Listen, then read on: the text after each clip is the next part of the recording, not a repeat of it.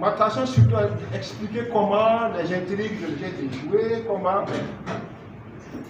C'est pour que les gens se fassent une idée de ce que peut être l'occupation d'un maire dans une commune rurale. Je ne dis pas tous les maires, mais mon exemple peut aussi intéresser, peut être intéressant pour que les gens ne se fassent pas de mauvaises idées sur ce qu'on appelle un maire. Il y en a qui disent que c'est un.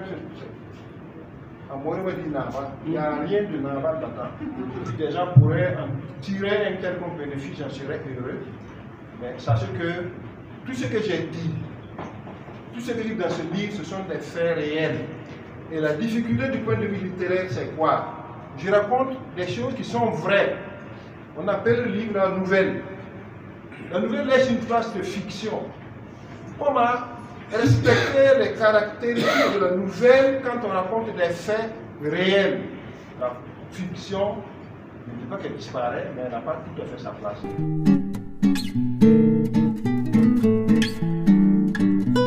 La première de couverture nous sert tout d'abord le titre. Communal, écrit en caractère d'imprimerie.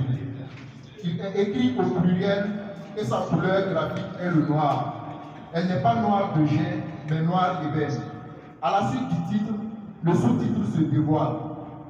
Écrit dans la même coloration que son supérieur, récit du mandat d'un élu local nous prépare à la découverte de plusieurs faits qui nous enseigneront certainement. À l'intérieur de ce bréviaire, 13 nouvelles aussi intéressantes qu'incroyables. 13 nouveaux livres sur du papier vous est servi.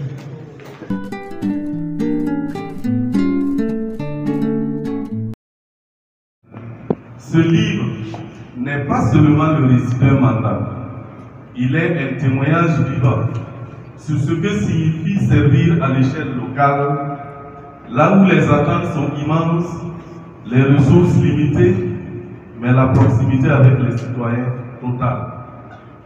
En partageant avec lucidité ses combats, ses dilemmes, ses échecs et ses petits miracles quotidiens, l'auteur nous rappelle que la gouvernance locale est un pilier du développement.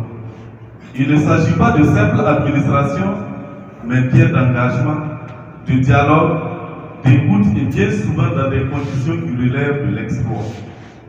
Dans un contexte où la décentralisation est souvent évoquée, mais rarement expliquée de l'intérieur, ce livre apporte un éclairage précieux.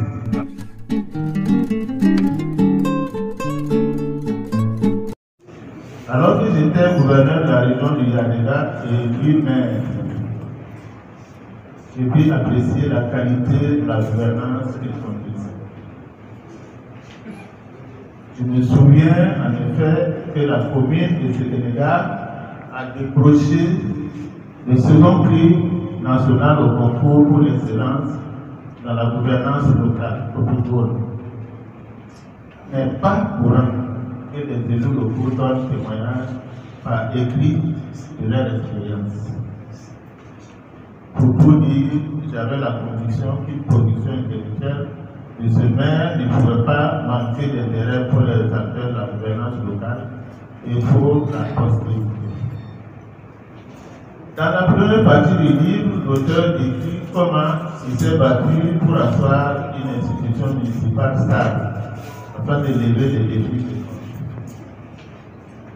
Et le plus grand de ces défis, c'est comment mobiliser les ressources propres dans un contexte de décentralisation qui n'a pas encore appris la conviction essentielle de son application, à savoir le transfert des compétences et de ressources.